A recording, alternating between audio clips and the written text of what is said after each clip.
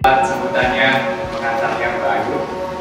Ya, bersama saya di sini, Julius. Saya akan memandu diskusi kita pada malam hari ini tentang kebahagiaan yang rasional ala Kant. Ya. Jadi tentang kebahagiaan, kan pernah tulis bahwa kebahagiaan itu bukanlah ideal akal, tetapi justru ideal imajinasi. Nah, dengan pernyataan ini kita sebenarnya bisa membayangkan bahwa yang namanya kebahagiaan itu dalam pola pikir Kant, cara pandang Kant itu sifatnya tentatif karena dari imajinasi. Jadi kita bisa membayangkan ya isinya macam-macam. Orang bisa menentukan apa sih yang disebut dengan bahagia. Dan menurut Kant, bahagia itu perlu dikaji atau perlu diadili dalam sidang pengadilan akal budi. Wah. Jadi harus diperiksa secara rasional dulu apa sih yang disebut dengan bahagia. Jadi tidak heran kalau pada tulisan-tulisan Kant, salah satunya dalam kuliah mengenai etika, Kant menulis juga kalau dalam hidup ini tidak perlulah kita, kalau selama kita hidup harus bahagia. Yang perlu adalah, yang harus adalah kita hidup terhormat. Wah, justru dengan kata terhormat di sini kita bisa membayangkan juga yang dimaksud dengan terhormat adalah hidup sesuai dengan tuntunan akal budi. Nah, di sini kita bisa membayangkan yang betapa rumitnya pemikiran Kant ini dan betapa detail sekali dia membahas. Bagi saudara-saudara atau rekan-rekan filosofi underground yang ada di ruangan ini juga maupun di rumah, kalau sudah mempunyai atau membaca buku filosofi underground, khususnya bagian Kant di halaman 110, kita mungkin akan bisa tertawa sejenak. Jadi di sini digambarkan Kant sedang mengajar metafisika dengan berbagai konsepnya yang detail, tapi para pendengarnya tertidur. Itu membayangkan bahwa dia menjelaskan dengan begitu rumit, begitu detail. Dan ketika dia sudah selesai mengajar, baru orang-orang atau pendengarnya bilang tertangan, wah hebat sekali. Nah di sini itu sedikit akan menggambarkan bahwa Kant itu adalah seorang pemikir yang begitu detail, begitu jeli, dan sangat hati-hati. Maka orang yang biasanya belajar dalam Kant, para peminat filsafat itu harus punya ketekunan ekstra untuk menguliti apa sih yang dimaksud dengan Kant.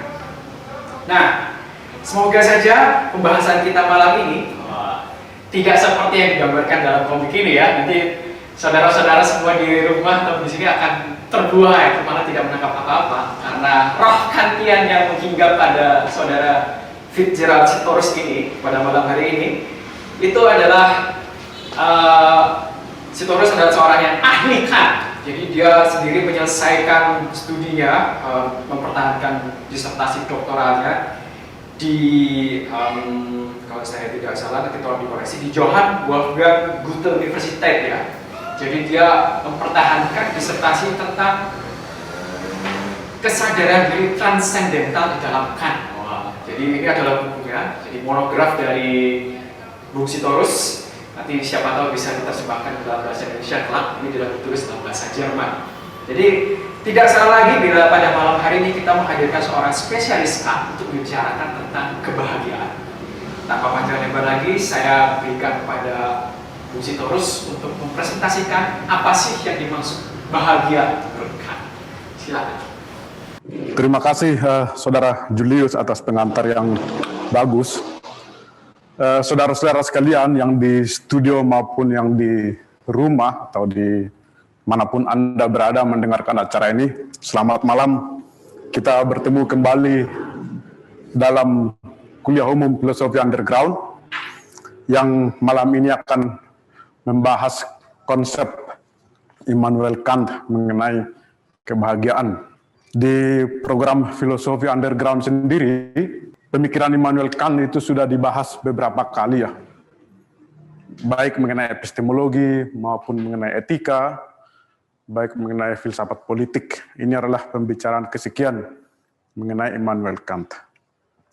Nah, sebagaimana tadi disampaikan oleh Mbak Ayu Utami, salah seorang pemikir atau filsuf yang pemikirannya mengenai kebahagiaan, sebagaimana ditampilkan dalam buku yang tadi diperlihatkan, yang filokomik ini, adalah Immanuel Kant.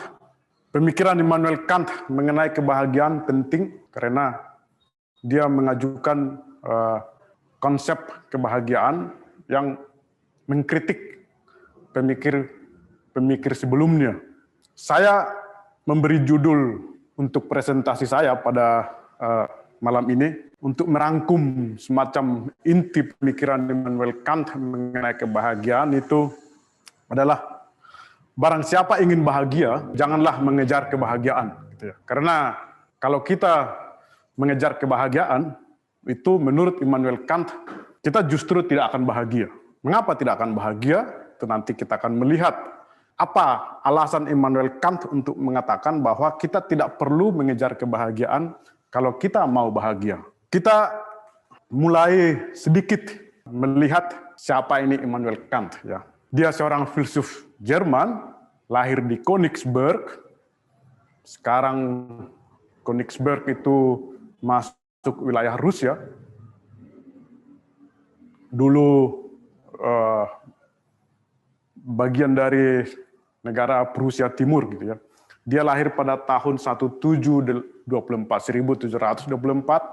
dan meninggal tahun 1804 ya. Immanuel Kant memiliki pemikiran yang sangat revolusioner. Setelah Immanuel Kant, filsafat menjadi berubah ya. Jadi dia memiliki pemikiran yang sangat berpengaruh sehingga semua konsep filsafat baik dalam bidang teologi, metafisika, epistemologi, etika, seni, itu semua menjadi berubah. Jadi Kant itu menghasilkan pemikiran yang sangat berpengaruh. Pengaruh langsung Immanuel Kant dalam filsafat itu dikenal dengan era yang disebut dengan idealisme Jerman, sebuah era yang muncul sebagai reaksi terhadap filsafat Immanuel Kant, di mana dalam era tersebut muncul filsuf besar yang antara lain bernama Hegel. Jadi Immanuel Kant itu seorang filsuf pencerahan, Aufklärung, Enlightenment, Prancis. Dia berfilsafat dengan sebagaimana pencerahan ketika manusia di Eropa mengalami apa yang disebut dengan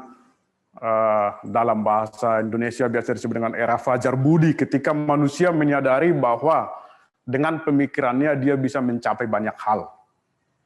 Immanuel Kant itu salah seorang filsuf atau filsuf pertama yang sungguh-sungguh berfilsafat dengan bertolak dari pemikiran murni, pemikiran belaka. Jadi dia menganalisa, memikirkan banyak hal hanya dengan bertolak dari pemikiran saja, gitu ya. Tanpa melibatkan pengalaman, tanpa melibatkan tradisi, atau tanpa melibatkan apa yang biasa dikatakan orang misalnya, atau pendapat-pendapat para filsuf sebelumnya. Jadi dia sungguh-sungguh bertolak dari rasio. Rasiolah pusat permenungan Immanuel Kant. Jadi filsafat Immanuel Kant itu sebagai pengantar sedikit, sehingga nanti kita bisa melihat kaitannya dengan bagaimana dia memikirkan konsep kebahagiaan, itu disebut dengan kritisisme. Kritisisme itu artinya paham yang mengatakan bahwa sebelum kita mengetahui, atau sebelum kita melakukan sesuatu, atau sebelum kita memikirkan sesuatu, kita harus lebih dulu berpikir mengenai syarat-syarat kemungkinan dari sesuatu itu. Ya. Misalnya, sebelum kita berbicara mengenai Tuhan, kita harus lebih dulu berpikir atau berbicara mengenai syarat-syarat kemungkinan pengetahuan mengenai Tuhan. Apakah kita mungkin mengetahui Tuhan? Jadi sehingga kita jangan asal berbicara mengenai Tuhan, tapi sebenarnya kita tidak mungkin memiliki pengetahuan mengenai Tuhan, gitu ya. Jadi dia meneliti syarat-syarat ya. Etika juga seperti itu. Apakah etika, apa syarat-syaratnya? Ya. Bagaimana kita bisa beretika? Gitu ya. Nah, itu yang menjadi titik tolak Immanuel Kant. Dalam kebahagiaan juga dia akan mengatakan, apa itu kebahagiaan? Apa syarat-syarat kemungkinan kebahagiaan? Gitu ya. Jadi itu pendekatannya. Jadi dia tidak langsung bicara begitu saja mengenai kebahagiaan, bla bla bla bla, tidak. Dia lebih dulu dengan tertib berpikir, dengan bertolak dari rasio, mengatakan apa syarat kebahagiaan, apa syarat etika, apa syarat ilmu pengetahuan. Jadi itu yang menjadi metode dia dalam berfilsafat yang disebut dengan kritisisme. Nah, tema kita malam hari ini adalah kebahagiaan.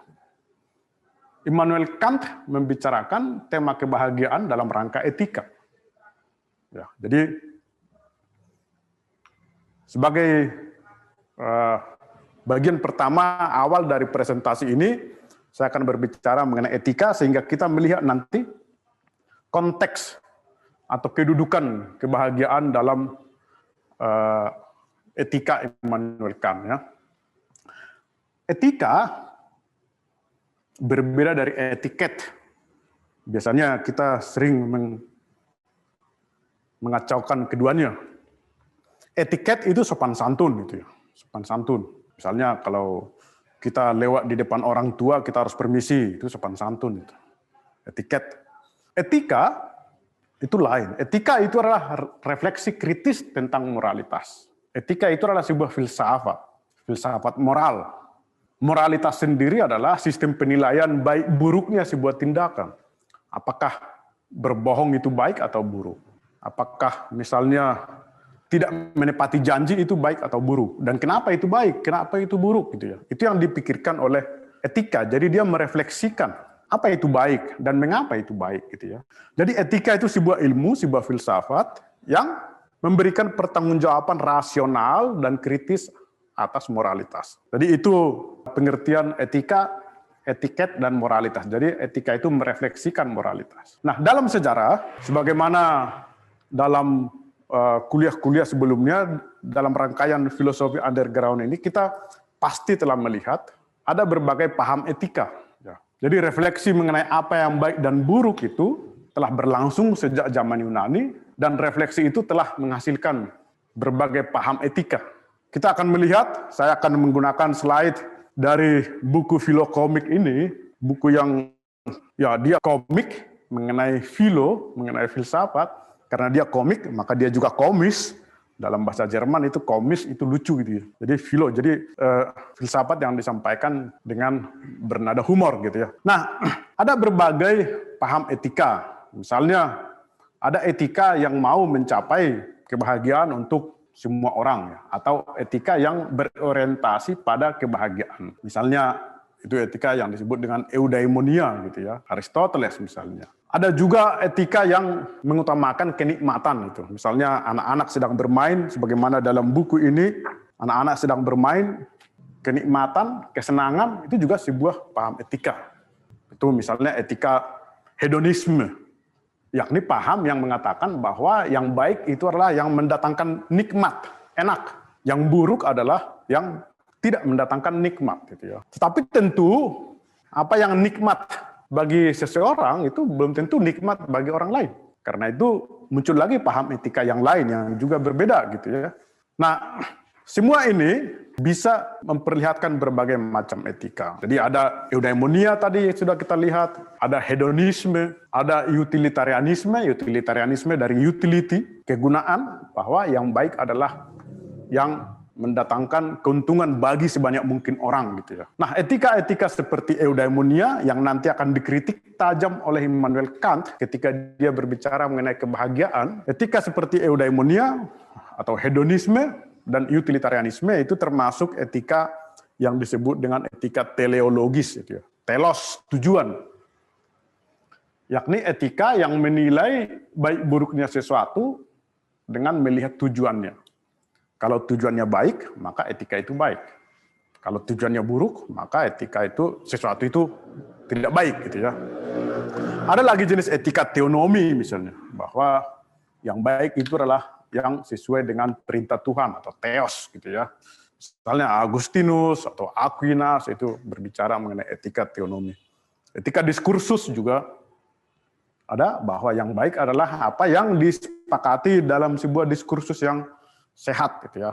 Kalau kita udah sepakat lah, itulah yang baik gitu ya. Tentu etika-etika ini ada sisi positifnya tetapi juga ada sisi negatifnya ya.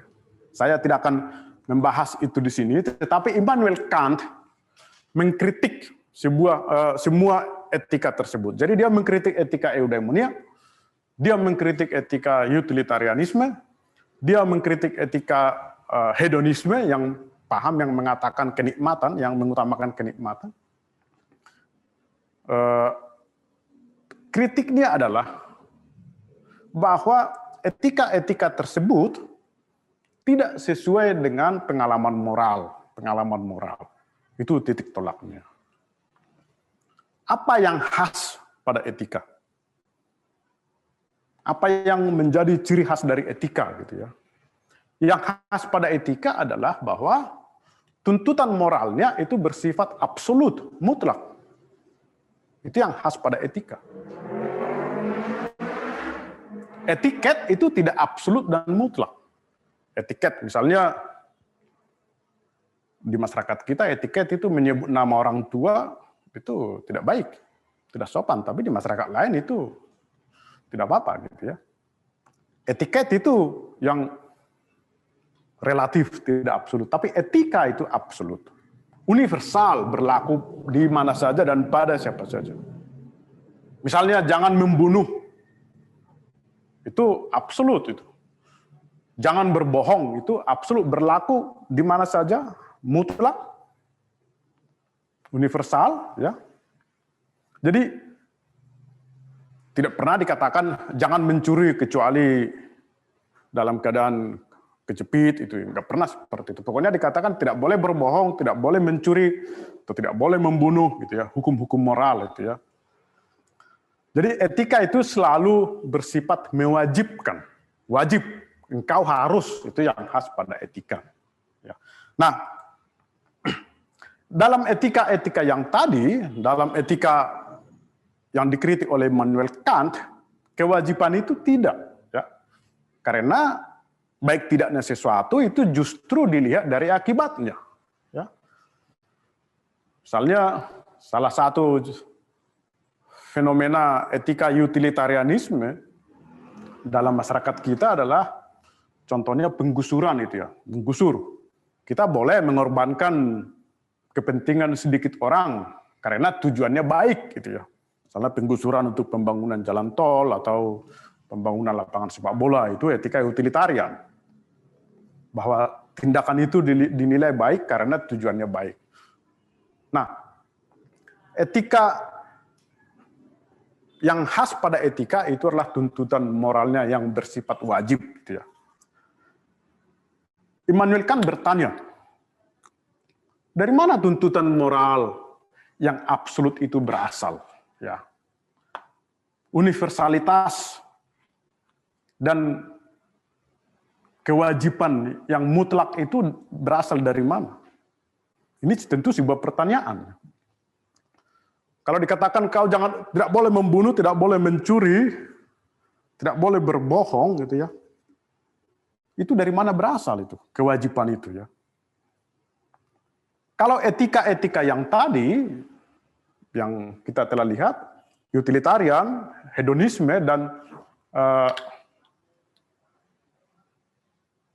satu lagi utilitarian, hedonisme, dan eudaimonia, itu tuntutannya bersifat empiris, dia dari pengalaman. Jadi misalnya etika eudaimonia mendasarkan tuntutan etikanya itu dari pengalaman. Bagaimana agar orang bisa bahagia, apa yang harus dilakukan misalnya. Itu tentu dari pengalaman. Tetapi Immanuel Kant mengatakan bahwa sesuatu yang bersifat empiris, sesuatu yang bertolak dari pengalaman itu tidak bisa diwajibkan. Misalnya karena pengalaman itu selalu terbatas dan relatif, gitu ya. Jadi tidak bisa diturunkan dari pengalaman itu sesuatu yang wajib. Tidak mungkin menurunkan kewajiban dari pengalaman empiris. Ya, misalnya kalau berdasarkan pengalaman empiris itu, kalau orang banyak minum kopi lalu dia sakit jantung, misalnya lalu itu kan pengalaman empiris ya, lalu orang tidak boleh minum kopi gitu ya karena sakit jantung ya, belum tentu juga itu ya.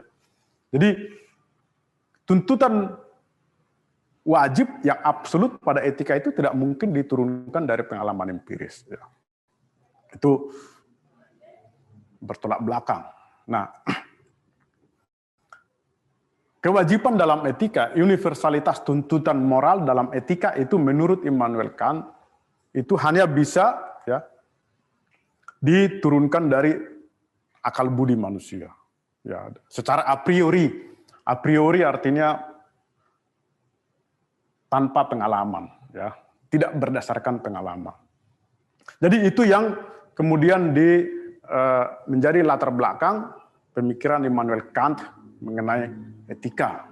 Itu yang disebut dengan kritisisme. Jadi dia bertanya, ya, misalnya bagaimana moralitas itu mungkin?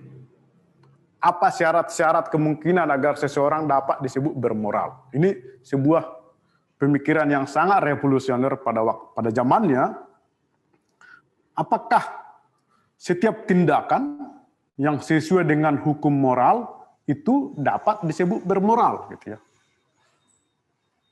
Sebuah tindakan, misalnya hukum moral mengatakan bahwa kita tidak boleh berbohong.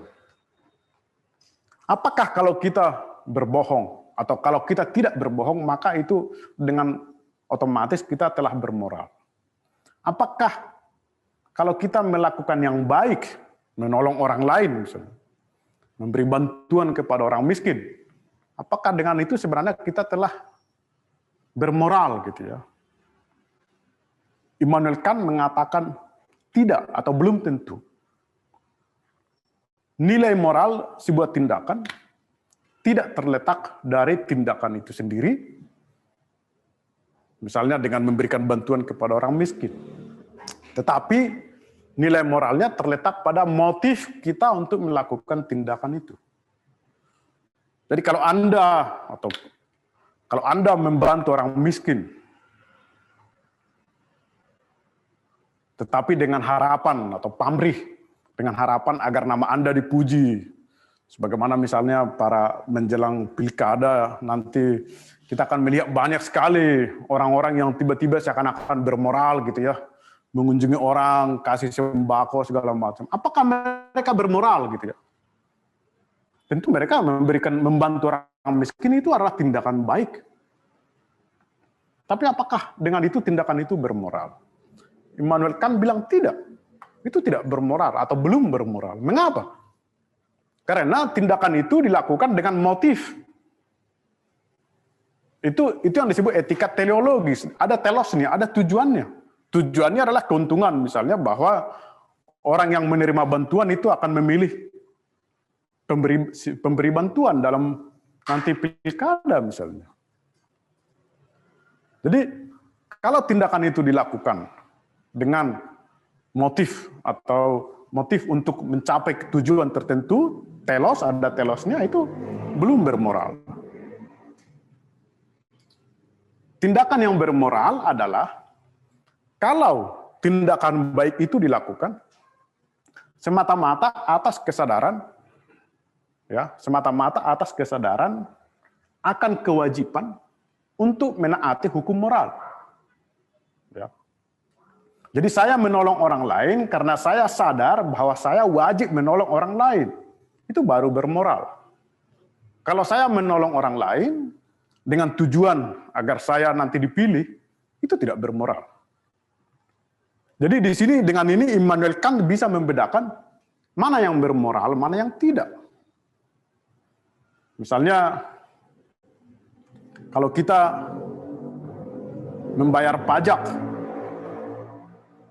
karena kita sadar bahwa pajak wajib dibayar, maka itu tindakan bermoral. Tapi kalau kita membayar pajak karena kita berpikir nanti kalau saya tidak bayar pajak, maka saya akan ditangkap polisi lalu dan masuk penjara. Jadi ada motifnya. Itu tidak bermoral, gitu ya. Nah, itulah yang disebut dengan Immanuel Kant dengan otonomi moral. Jadi kita dengan sadar memilih untuk bertindak menaati hukum moral, ya, autos nomos, memberi hukum, mewajibkan diri sendiri untuk menaati hukum moral, itulah yang bermoral. Sementara heteronomi moral, bahwa kita menaati hukum moral dengan pertimbangan-pertimbangan lain, ada yang lain di situ, ada iming-imingnya, gitu ya. Jadi tidak setiap tindakan baik itu bisa dikatakan bermoral. Itu disebut legalitas, kesesuaian tindakan secara lahiriah dengan hukum moral, tetapi sebenarnya motifnya lain, gitu ya. Moralitas itu tindakan yang didasarkan atas ketaatan terhadap hukum moral. Jadi kita tidak berbohong karena kita sadar berbohong itu tidak boleh, apapun alasannya. Ya, itu. Kalau kita tidak berbohong karena kita berpikir nanti kalau saya berbohong akan ada konsekuensinya, itu legalitas, itu tidak bermoral. Nah, jadi seseorang itu bermoral kalau dia tidak hanya mementingkan kepentingan diri sendiri tanpa pamrih, gitu ya. Jadi di komik ini juga dikatakan supaya benar-benar bermoral, maka tindakan itu haruslah tanpa pamrih. Tidak ada, dia tidak mengharapkan sesuatu imbalan dari situ. Itu harus murni. Kesadaran akan kewajiban itu baru bermoral. Kalau di situ ada kepentingan diri sendiri, maka itu tidak bermoral. Ya. Jadi contohnya ini nih, ini lucu ini di komik ini nih, Nyonya Micu, tukang roti di Königsberg, dia rupanya mau Natal ini, lalu dikasih roti-rotinya dikasih discount, ya, discount. Itu tidak ada nilai moralnya itu.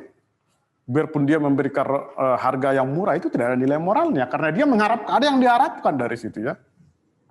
Tidak setiap tindakan baik itu bermoral. Atau misalnya apalagi yang dia menggunakan tepung kedaluarsa katanya itu. Tindakan baik yang palsu, Jadi lucu juga ini komik nih. Karena dia ada pamrih ya. Apakah misalnya memberikan roti untuk pastor itu ya. Itu juga tindakan itu sendiri baik. Atau memberikan roti kepada orang miskin atau memberikan roti kepada pengemis, tindakan itu baik. Tapi kalau itu ada pamrihnya, itu tidak bermoral itu ya. Itu tindakan baik yang palsu itu. Jadi kalau misalnya nanti dalam pilkada misalnya kita melihat banyak politisi memberikan bantuan, itu moralitasnya nol itu. Kosong itu, gak ada. Itu bukan orang baik gitu ya. Itu bukan orang baik gitu. Tidak perlu dipuji politisi seperti itu ya. Nah, tapi kalau kita memberikan bantuan, menolong sebagaimana dalam komik ini, ya, maka kita baru bermoral. Nah, di situ tadi beda antara legalitas dan moralitas. Karena orang dapat melakukan kewajiban moral dengan beberapa motif yang berbeda-beda. Bisa untuk mendapat keuntungan, karena dorongan hati gitu ya. Nah, ini Immanuel Kant di sini agak problematis. Bahkan menolong orang karena rasa kasihan pun menurut dia itu belum bermoral gitu ya. Tuh kemudian dia banyak dikritik dalam hal ini terlalu keras ini etika ini.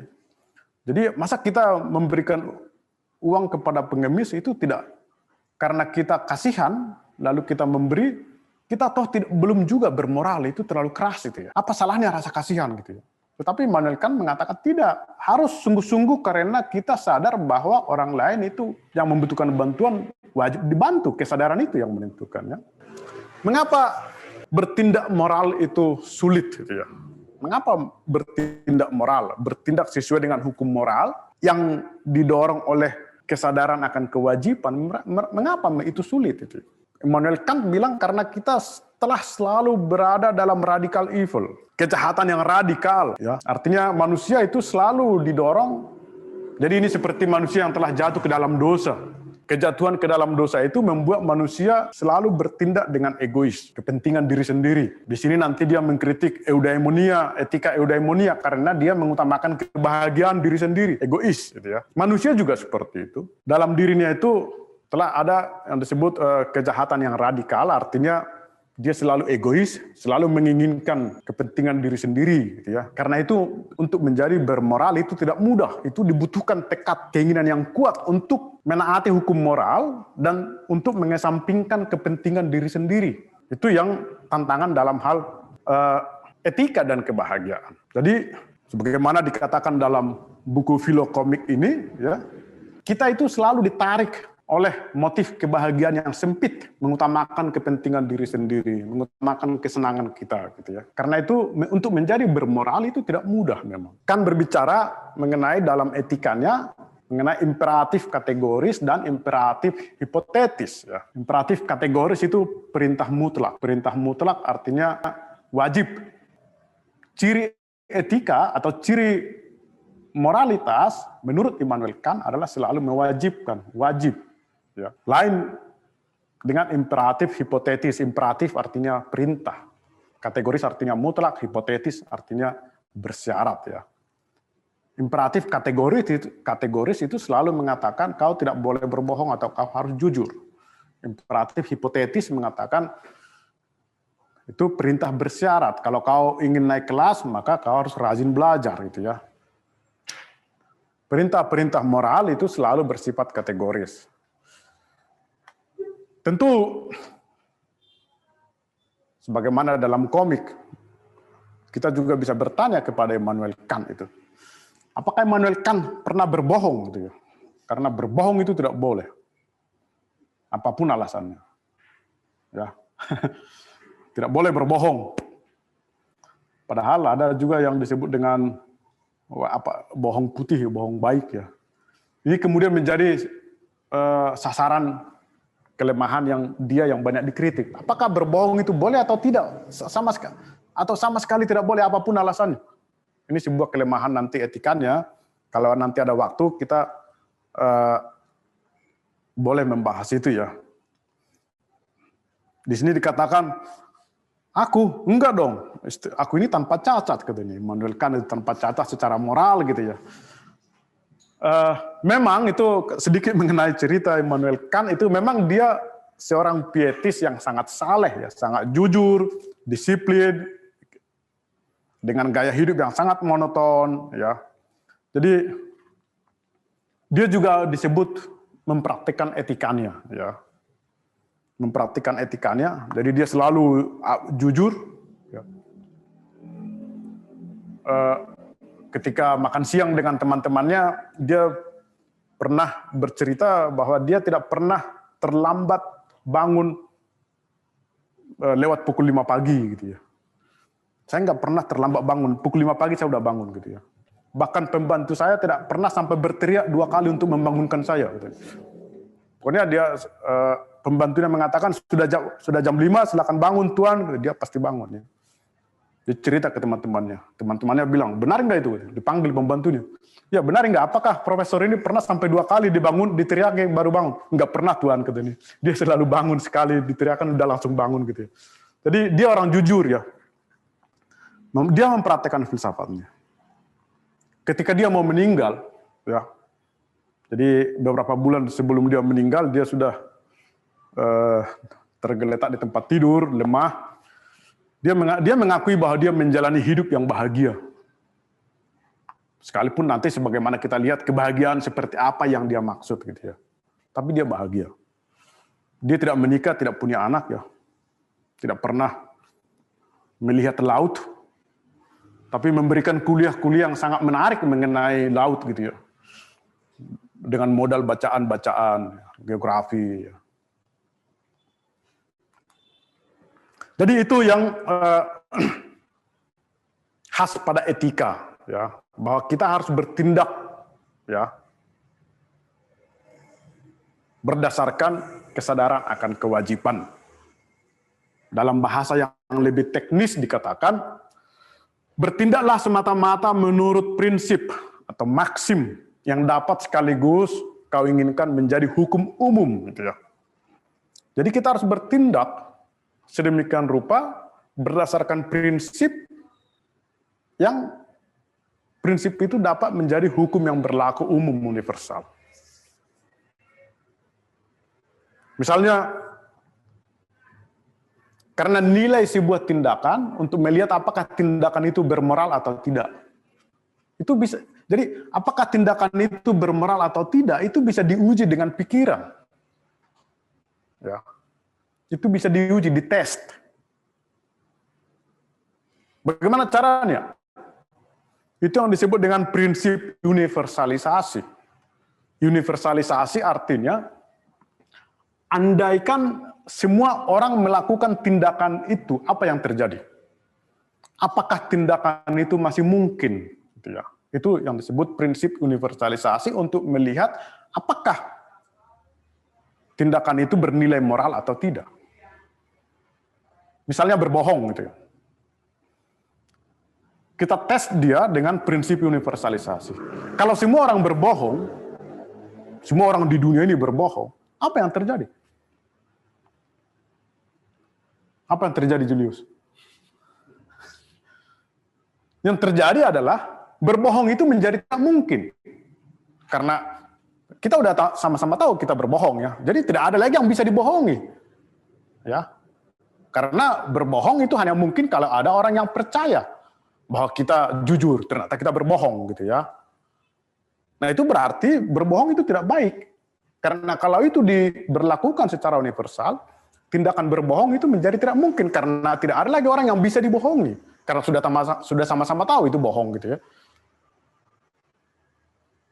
Kalau ingkar janji diberlakukan secara universal, apa yang terjadi? Yang terjadi adalah ingkar janji menjadi tidak mungkin karena tidak ada lagi orang yang percaya pada janji. Itu prinsip universalisasinya.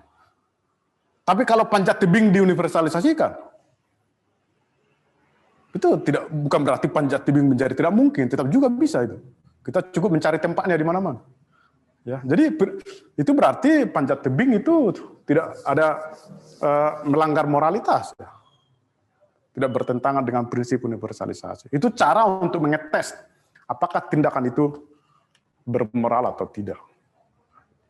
Prinsip ini kemudian masih dilanjutkan oleh para filsuf seperti Habermas dan lain-lain.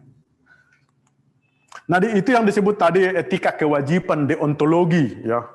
Etika deontologi dari deon, wajib. Kau harus wajib gitu ya.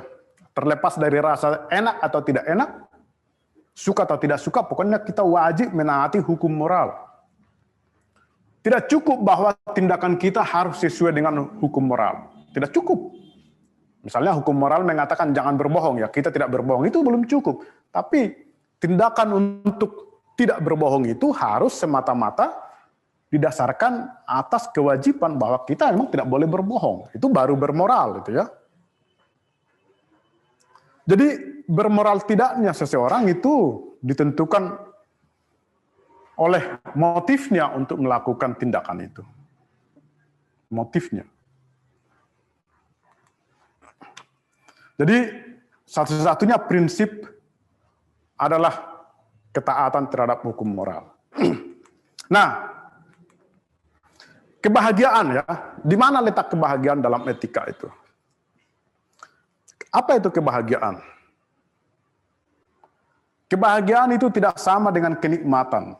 Kenikmatan, kesenangan itu lain. Kesenangan atau kenikmatan itu adalah pengalaman sementara. Kenikmatan, pengalaman sementara. Misalnya kita makan enak, nikmat. Setelah selesai makan, lalu perasaan itu hilang ya.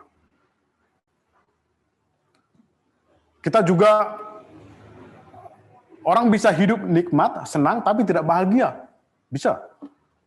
Banyak orang yang berkecukupan secara materi, hidupnya enak, tapi tidak bahagia.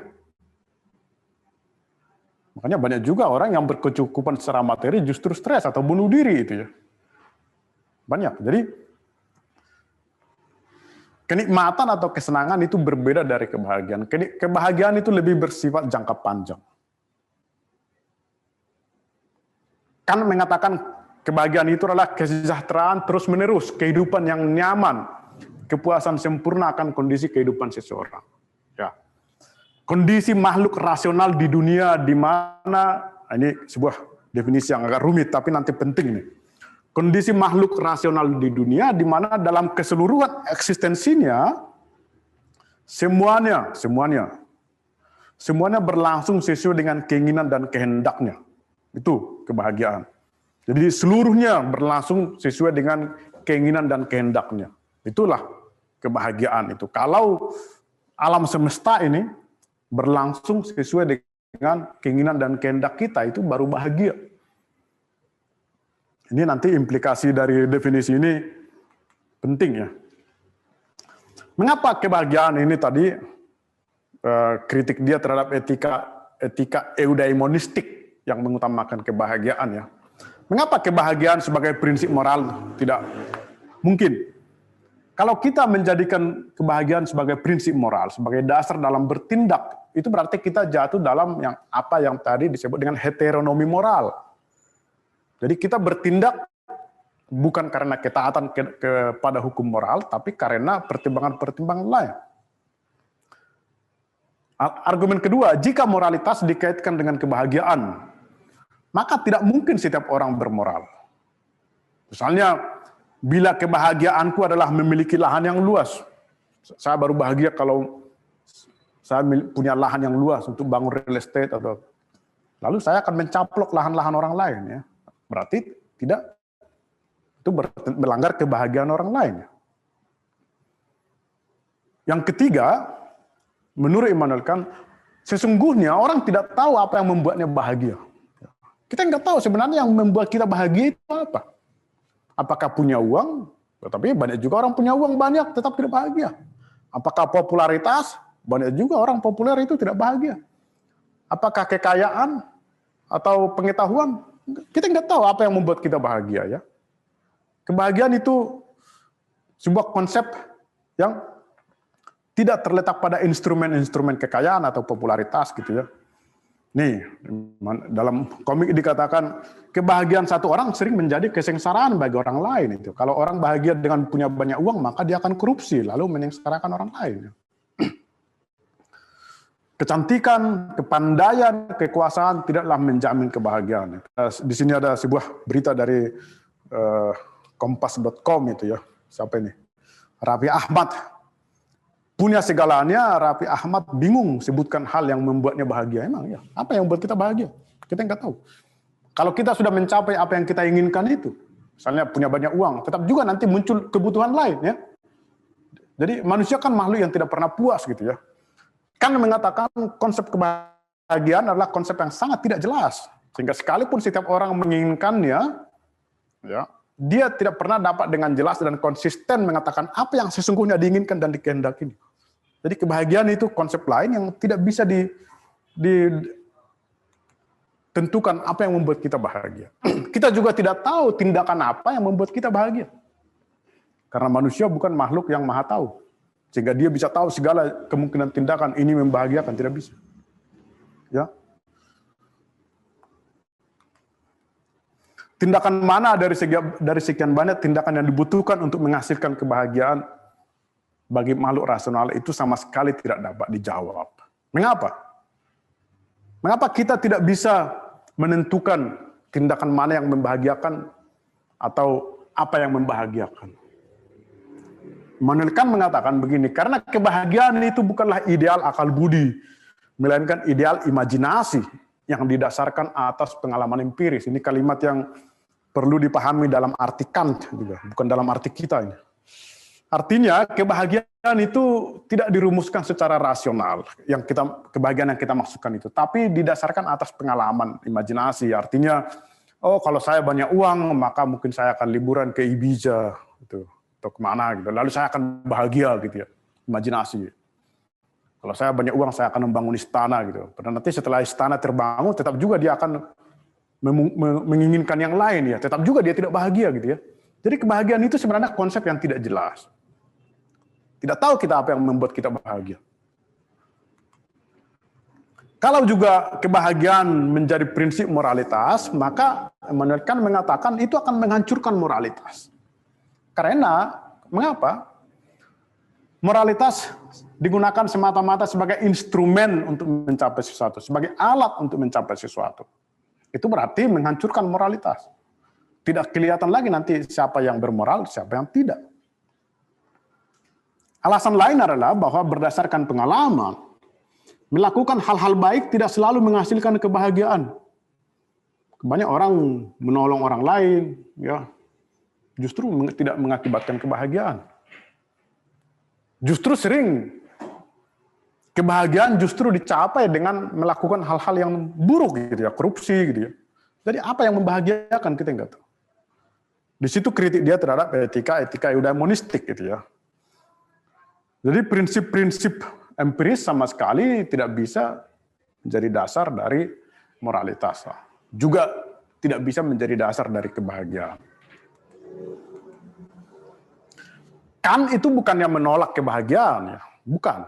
Kebahagiaan itu perlu. Kebahagiaan itu menurut dia adalah salah satu keniscayaan alami manusia, salah satu kebutuhan kebahagiaan. Manusia perlu bahagia. Ya, kebahagiaan itu perlu. Tetapi dia bilang mewujudkan kebahagiaan adalah salah satu kewajiban manusia di samping kewajiban-kewajiban lainnya. Ya. Memang bisa saja kebahagiaan itu bersamaan dengan kenikmatan, itu bisa. Misalnya kalau ada orang tua minta bantuan kita untuk mengantarkannya makan di restoran itu ya. Nah, itu kan kewajiban menolong orang, itu nikmat, itu dapat makan di restoran ya. Tapi kalau kewajiban itu bentrok dengan keinginan mewujudkan kebahagiaan, menurut Immanuel Kant kita harus mengutamakan kewajiban menaati hukum moral daripada mengutamakan kebahagiaan. Jadi kalau ada dua bentrok antara kebahagiaan dan kewajiban moral, maka kita harus mengutamakan kewajiban moral. Ya. Antara pergi bersenang-senang, makan dengan teman-teman, ngumpul, hangout, atau misalnya merawat orang tua kita yang sakit, gitu ya. Itu tidak bisa, itu menurut Immanuel Kant kebahagiaan di sini, gitu ya. Itu tidak bermoral, gitu ya. Nah, Kant mengatakan kebahagiaan itu, ini letak rasionalitas kebahagiaannya ya. Kalau kita menaati hukum moral, ya, hidup secara moral, maka itu akan membahagiakan. Gitu. Jadi kalau kita hidup sesuai dengan hukum moral, maka itu akan membahagiakan. Ada rasa puas ya. Kalau kita, sebagaimana dalam komik itu dikatakan, kalau kita berhasil menguasai dorongan-dorongan kita, misalnya dorongan untuk makan enak, dorongan untuk berbohong, dorongan untuk bersenang-senang, lalu kita melakukan sesuatu yang bermutu, maka itulah sebenarnya kebahagiaan. Itulah kebahagiaan. Jadi itu yang disebut dalam judul presentasi ini kebahagiaan yang rasional ya. Kebahagiaan yang dipikirkan ya, yang bisa dipahami dalam level rasional, bukan kebahagiaan dalam arti kenikmatan fisik atau emosional. Itu justru menurut Immanuel Kant itu tidak layak bahagia. Nah, ada satu istilah dia yang penting di komik ini juga ada ya. Kalau misalnya dikatakan, kalau misalnya kita atau saudara Julius misalnya, dia memiliki semua kebahagiaan yang mungkin di dunia ini, Anda memiliki sendiri. Apakah Anda akan mau membagi kebahagiaan itu ke orang lain atau Anda akan menikmatinya sendiri? Bagi ya, oke, bagi, good. Jadi ada katekismus moral menurut Immanuel Kant. Ada katekismus moral menurut Immanuel Kant ya. Jadi dia berdialog dengan muridnya gitu. Jadi Anda membagi ya. Yeah. Oke. Apakah kepada siapa itu Anda membagi? Apakah Anda akan membagikan itu kepada seorang mahasiswa yang mencari beasiswa agar dia dapat beasiswa? Dapat. Oh, bisa juga. Bisa juga. Ya. Oke, good. Saya juga setuju ya. Apakah Anda akan membagikan itu kepada seorang pemabuk agar dia selalu bisa minum sepanjang waktu dan mabuk-mabukan terus? Nah, itu tidak. Tidak. Itu berarti dia tidak layak bahagia. Itu maksudnya ya. Itu yang dikatakan dalam buku ini dan Immanuel Kant. Ada orang yang tidak layak bahagia gitu ya. Ya. Jadi pemabuk itu Anda tidak mungkin memberikan uang kepada pemabuk untuk membeli minuman terus-menerus karena dia tidak layak bahagia. Tapi Anda akan memberikan uang kepada seorang mahasiswa yang butuh uang beasiswa untuk sekolah, dia layak bahagia gitu ya. Jadi, nah kalau kita menaati hukum moral, ya, maka kita layak bahagia. Tapi kalau kita mencuri banyak uang, itu sebagai kebahagiaan yang tidak layak, gitu ya, tidak rasional. Ya, itu yang dikatakan di sini sebagai kelayakan untuk berbahagia. Jadi tidak setiap kebahagiaan itu positif, gitu ya. Orang yang menaati hukum moral lah yang layak berbahagia. Dan menurut Immanuel Kant, kalau kita menaati hukum moral, maka kita layak berbahagia, gitu ya. Tapi tentu harus dikatakan juga, tidak boleh kita menaati hukum moral dengan harapan agar saya bahagia. Enggak, itu jatuh pada heteronomi moral juga. Karena kita melakukan hukum moral itu demi kebahagiaan. Jangan. Itu justru tidak bermoral. Immanuel Kant mengatakan, kalau kita melakukan hukum moral, maka kita akan bahagia. Kita punya alasan untuk bahagia. Sekalipun motif kita untuk melakukan hukum moral itu bukanlah agar bahagia. Bukan. Kalau itu motifnya, itu justru tidak bermoral. Jadi itu dikatakan oleh Immanuel Kant, sebuah tindakan yang didasarkan atas kewajiban menurut dia memiliki nilai moral bukan dalam tujuan yang hendak dicapai, melainkan dalam maksim atau prinsip ya tindakan tersebut. Jadi kebahagiaan itu menjadi seakan-akan hasil tidak langsung. Pokoknya lakukan kewajibanmu, turuti hukum moral, maka kau akan bahagia. Tentu kebahagiaannya bukan seperti kebahagiaan yang biasa kita rasakan merasa senang ya, tetapi ini kebahagiaan rasional gitu ya. Oh ya, saya berhasil mengatasi, misalnya dalam diri saya ada keinginan untuk nongkrong, untuk makan-makan, untuk berbohong, tapi saya menjaga jarak dari situ, tidak mau diperintah oleh keinginan-keinginan itu.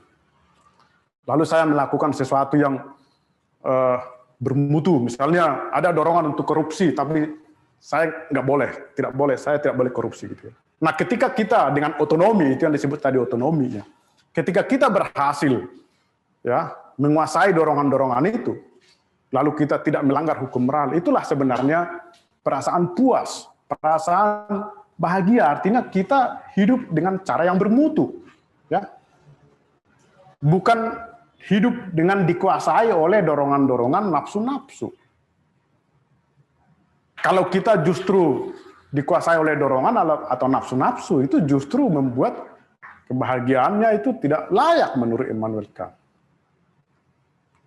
Nah, jadi moralitas itu bukanlah untuk memperoleh kebahagiaan, melainkan bagaimana agar kita layak menjadi bahagia. Gitu ya. Jadi menaati hukum moral agar kita layak menjadi bahagia. Melalui kebohongan kita dapat bahagia, tapi sebenarnya kita tidak layak berbahagia. Kebahagiaan yang dicapai melalui berbohong itu tidak bermartabat. Gitu ya. Nah ini, jadi kalau kita bahagia menurut Immanuel Kant itu karena kita melakukan kewajiban. Ya. Saya ada kritik kepada Immanuel Kant dalam hal ini karena dia melakukan moralisasi kebahagiaan gitu. Jadi dia mereduksi kebahagiaan itu menjadi semata-mata fenomena moral gitu ya. Padahal mungkin kebahagiaan masih ada aspek lain juga gitu ya. Nah, ini tadi katekismus moral dari Immanuel Kant itu ya. Hanya kehidupan yang bermoral lah yang patut untuk bahagia. Ya. Nah, masih ada tema lain yang perlu bagaimana dia kemudian menghubungkan keutamaan dan kebahagiaan ya. Jadi, tapi karena waktunya terbatas, barangkali nanti saya bisa menjelaskan itu dalam diskusi. Jadi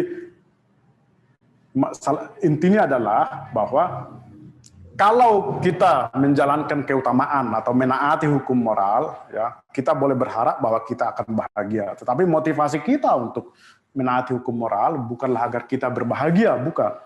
Tapi kebahagiaan itu adalah semacam implikasi atau hasil tidak langsung dari keutamaan itu. Itu sebenarnya inti yang mau dikatakan oleh Immanuel Kant dalam hal kebahagiaan. Karena itu, semacam prinsip dari dia, ini dari saya, bukan dari Immanuel Kant. Carilah dahulu kerajaan hukum moral dan kebenarannya, maka semuanya itu, kebahagiaan itu akan ditambahkan kepadamu. Gitu ya. Jadi, lakukan hukum moral, maka kau akan bahagia. Secara rasional tentu. Ya. Kebahagiaanmu layak. Kalau kita bahagia dengan cara tidak melakukan hukum moral atau dengan cara melanggar hukum moral, kebahagiaan itu tidak layak. Masih ada satu lagi kebahagiaan sebagai postulat moralitas, di mana dia menghubungkan kebebasan, immortalitas jiwa, bahwa manusia itu punya jiwa yang tidak bisa mati dan eksistensi Tuhan. Ya. Di situ dia, Immanuel Kant, menjelaskan bahwa salah satu elemen penting di situ adalah justru kebahagiaan. Kebahagiaan. Jadi kalau kita melakukan hukum moral, ya, menaati hukum moral, maka secara metafisis itu atau teologis itu, maka kita akan bahagia. Ya. Nanti saya akan menjelaskan itu nanti dalam diskusi bagaimana poin ini bisa dipahami. Ya. Saya pikir sampai di sini. Terima kasih, kita bisa diskusi lebih lanjut. Silakan Saudara Julius. Semoga pemaparan saya dimengerti. Ya.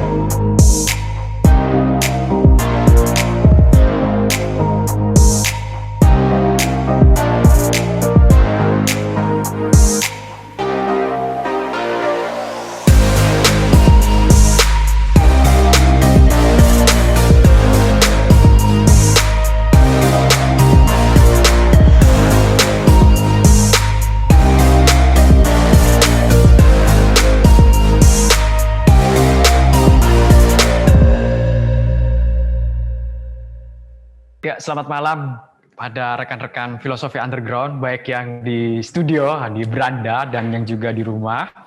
Kita kembali lagi dalam sesi diskusi atau mempertajam pembahasan yang sudah dipaparkan oleh Saudara Sitorus tadi. Sebelumnya saya perlu cek suara dulu apakah sudah terdengar. Sudah oke ya? Baik. Jadi kita lihat atau kita juga tadi sudah perhatikan bahwa dalam Kant ternyata banyak sekali konsep-konsep ya bertaburan di sana sini. Ada imperatif kategoris, imperatif hipotetis, kebebasan, kemudian eudaimonia. Jadi mungkin tidak perlu berkecil hati kalau pada kali ini kita belum paham tentang Kant atau bahagia itu ala Kant. Tapi paling tidak kita bisa mempertajam lewat diskusi ini. Jadi apa yang sudah dibahas tadi, khususnya tentang tema kebahagiaan, kita bisa ulik lebih dalam apa sih yang mau dimaksud oleh Kant dengan bahagia. Nah tadi mungkin dari saya sendiri juga ada beberapa poin untuk mempertajam, sembari ini mempersiapkan bagi rekan-rekan Filosofi Underground yang ada di studio juga yang sudah mempersiapkan pertanyaan, jadi bisa dipersiapkan baik yang di rumah juga, kita akan sambil diskusi juga. Nah saya akan bertanya nih, seandainya Kant itu hidup di saat sekarang ya, dan di saat sekarang kan ada pandemi seperti ini, jadi mungkin nggak kita tuh bahagia di saat seperti ini kalau menurut Kant? Kalau mungkin, bagaimana penjelasannya? Dan kalau tidak, mengapa? Saya jawab ya.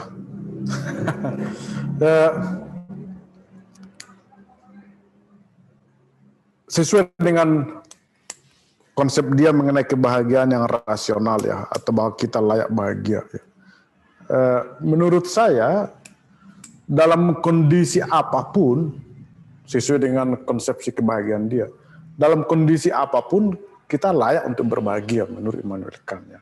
Artinya misalnya dalam kondisi sekarang pandemi, ya, kalau kita menolong orang lain, ya, kalau kita menolong orang lain, ya, karena kita sadar bahwa kita wajib menolong orang yang perlu ditolong, maka itu adalah kebahagiaan yang dikatakan oleh dia, gitu ya.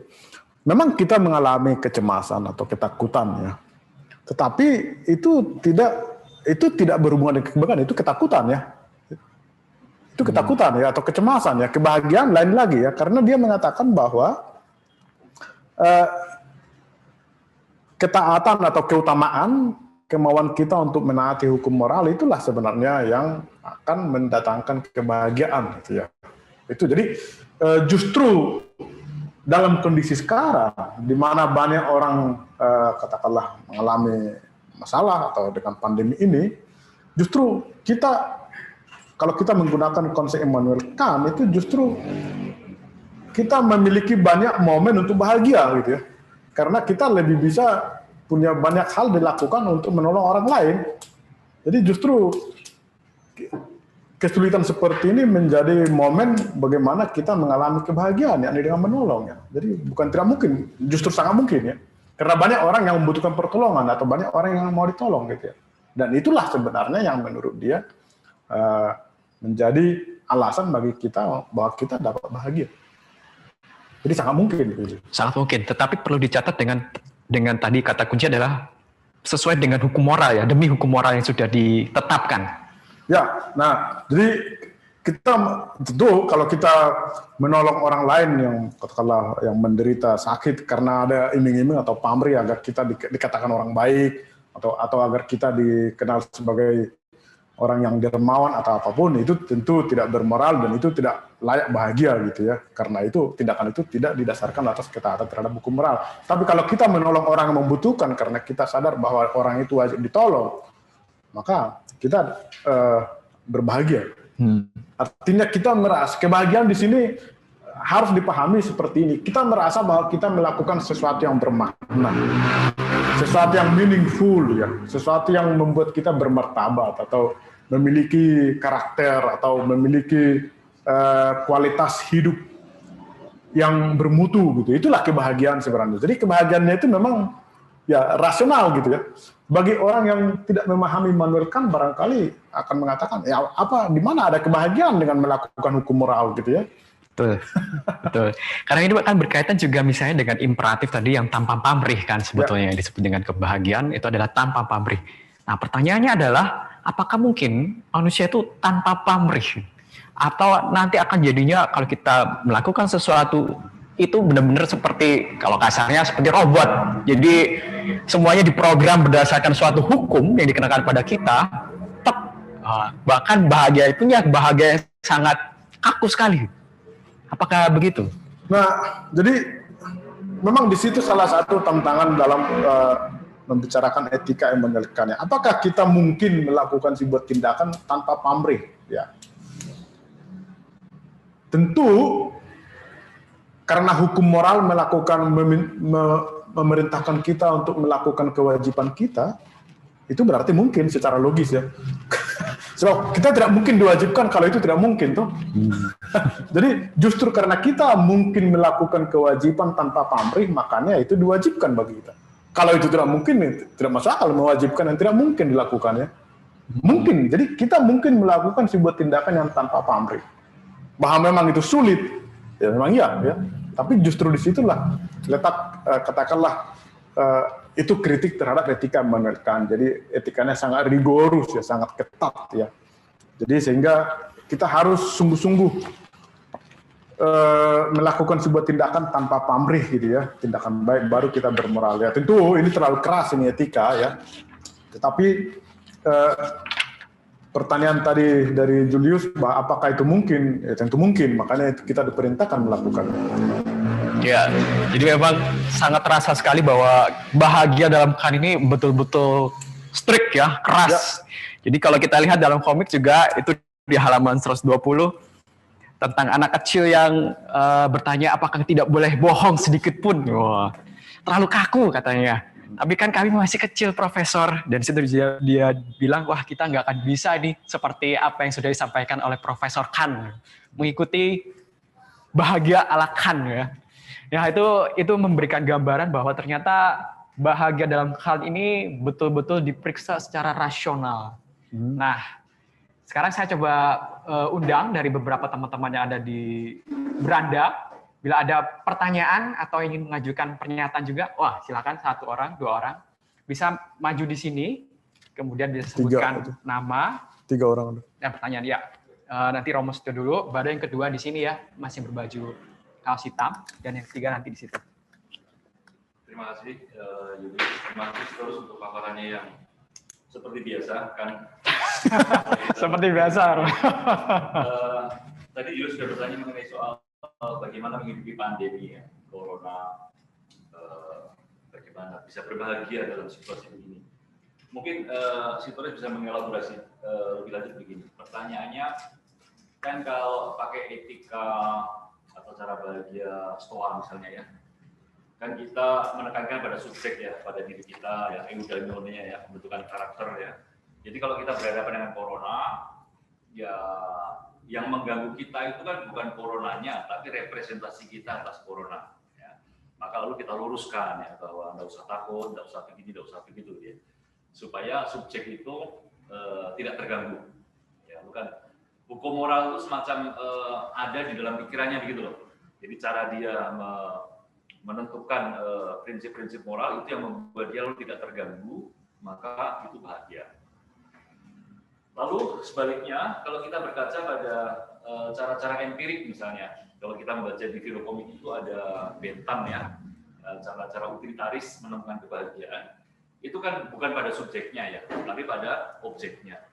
Jadi kalau kita ngadepin corona, maka lalu ya ada pertimbangan kesehatan, ada pertimbangan ekonomi, ya, lalu dihitung, dipakai statistik, pakai data yang ada, mana yang lebih menguntungkan untuk semakin banyak orang. Nah, lalu itu yang diputuskan. Sehingga manfaat memang lalu ada pada objeknya.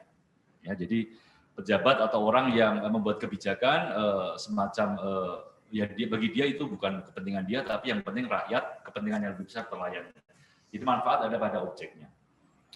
Nah ini Kant itu kan katanya terkenal menjembatani ya antara rasionalisme dan empirisme. Maka pertanyaan saya sederhana, sebetulnya hukum moral itu di mana? Bagaimana kita menempatkan hukum moral itu? Apakah pada pikiran kita sendiri, pertimbangan-pertimbangan kita yang subjektif, ataukah pertimbangan-pertimbangan yang objektif? Ya. Letaknya ada di mana? Terus kedua, ini pertanyaan yang mungkin saya kira menghantui banyak orang yang ingin tahu belajar tentang Kant ya. Kesannya kan dari uraian Sitorus tadi itu subjek itu nggak merasa apa-apa begitu ya. Dokter tadi misalnya yang membantu karena membantu begitu loh, menolong karena menolong ya, bukan karena mencari surga, atau bukan karena kasihan ya, hero, bukan karena kasihan ya. Kan kalau kamu kasihan terus bantu itu kan ada rasa puas ya. Nah ini kan enggak, kan juga enggak begitu gitu. Jadi ini yang berbahagia itu sebenarnya siapa sih terus? Terima kasih. Terima kasih. Langsung jawab? Ya, mungkin langsung jawab dulu ya, supaya tidak hilang. Nah, sejauh saya baca dari Immanuel Kant, terima kasih Romo untuk pertanyaannya, itu Immanuel Kant itu mengkritik etika Stoa sebagai etika yang egois ya. Karena dia mengutamakan kepentingan sendiri ya, egois ya. Itu termasuk etika-etika eudaimonistik gitu ya. Nah, hukum moral di mana hukum moral atau dari mana itu? Tentu kita bisa perintah-perintah moral atau hukum moral itu dalam 10 perintah Tuhan dalam kitab suci itu ada ya. Alkitab misalnya. Tetapi hukum moral itu berasal atau ditemukan menurut Immanuel Kant itu dari akal budi manusia itu sendiri ya. Itu. Jadi mengapa itu hukum moral ya? Karena itu tadi. Sebab jadi penemuan hukum moral itu harus bertolak dari pikiran itu sendiri. Apa yang terjadi kalau itu dilakukan atau tidak dilakukan? Itu sebenarnya, itu hukum moral. Jadi hukum moral itu bersifat absolut dan niscaya, itu tidak bisa didasarkan atas pengalaman. Segala sesuatu yang absolut dan niscaya itu berasal dari pikiran, a priori, bukan a posteriori. Kalau pengalaman itu kan a posteriori melalui pengalaman.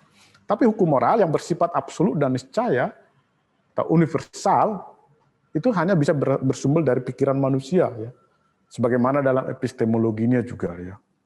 Jadi perintah engkau tidak boleh membunuh atau kau harus jujur itu bukan dari pengalaman, itu dari sini. Mengapa? Jadi di situ letak rasionalitas hukum moral ya. Hukum moral itu bukan sesuatu yang ditemukan berdasarkan evolusi moral misalnya sebagaimana pendapat kaum evolusionis ya. tetapi berdasarkan pikiran manusia. Ya.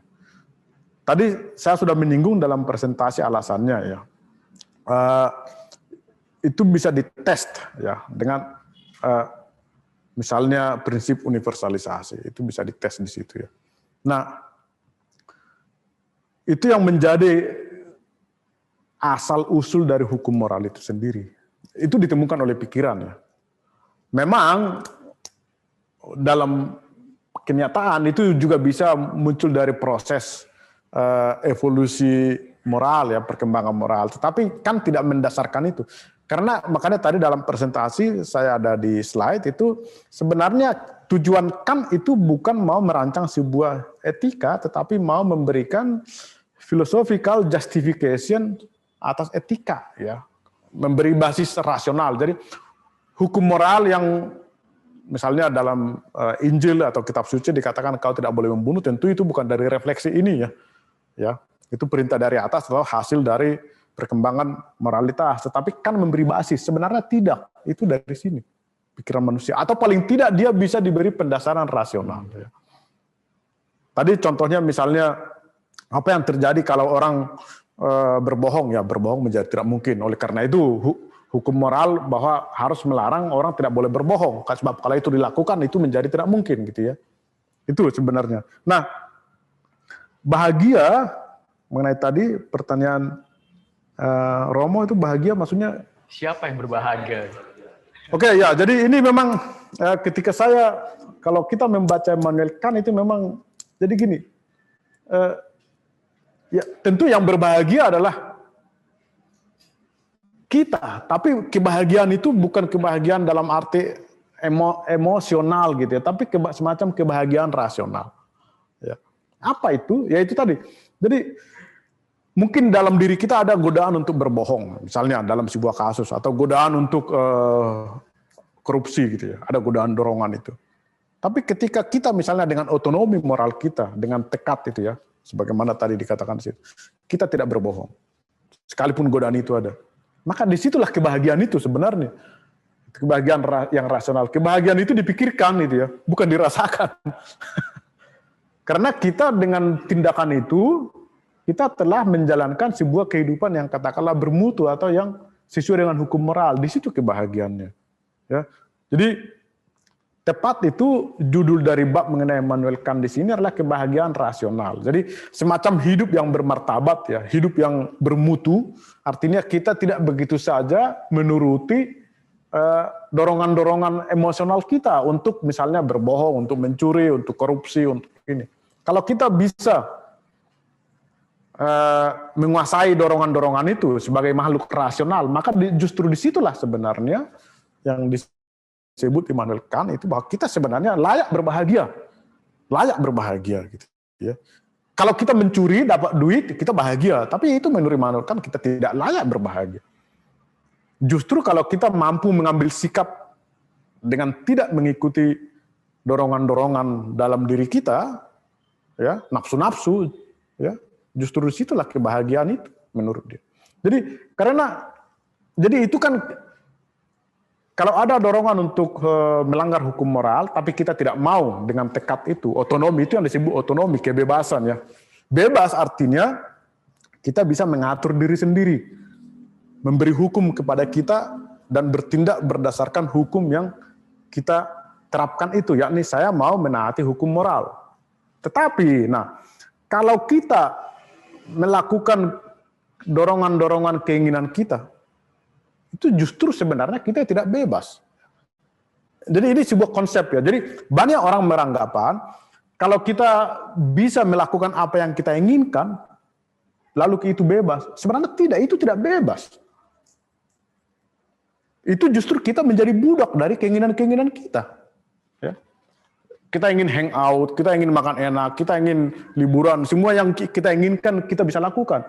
Orang mengatakan itu kebebasan, tidak. Menurut Immanuel Kant itu justru kita tidak bebas, karena kita dikendalikan oleh keinginan-keinginan kita. Kebebasan adalah ketika kita bisa menguasai dorongan-dorongan itu, mengendalikannya, sehingga bukan dia yang mengendalikan kita, tapi kita yang mengendalikan dia. Artinya ada dorongan ini, dorongan itu, kita nggak mau, saya harus bertindak berdasarkan prinsip hukum moral. Nah, itu baru bebas. Jadi ini sebuah konsepsi yang memang sungguh-sungguh ya rasional ya, tetapi kita bisa melihat kebenarannya bahwa memang kebebasan itu adalah kemampuan untuk memberi prinsip hukum autos nomos, memberi hukum untuk diri sendiri lalu mengikutinya. Kalau kita masih dikendalikan oleh keinginan-keinginan kita, itu bukan bebas namanya, itu menjadi budak dari keinginan-keinginan ya. Jadi yang bahagia tetap ya subjek itu sendiri, tetapi ya kebahagiaan itu kebahagiaan yang dipikirkan.